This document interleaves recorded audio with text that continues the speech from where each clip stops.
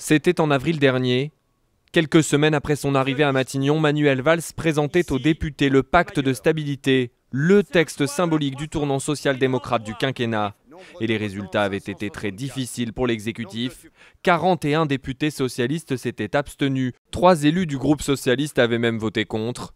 Les frondeurs n'ont jamais été aussi forts. Et aujourd'hui, ils vont essayer d'être plus nombreux encore. S'ils font plus de chiffres que ça, on pourra dire qu'ils ont un peu plus encore le vent en poupe dans le groupe parlementaire. Ils n'arriveront pas à renverser Valls, d'ailleurs ça n'est même pas leur objectif, mais ils auront marqué un point. Si le gouvernement n'est pas en danger, il va scruter ces chiffres avec attention.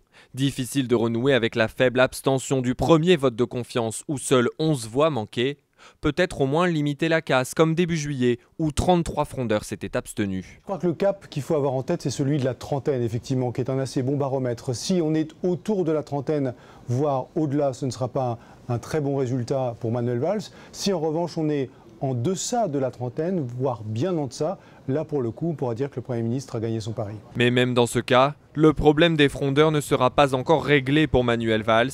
Le Premier ministre ne peut plus compter sur une majorité toujours solidaire de sa politique.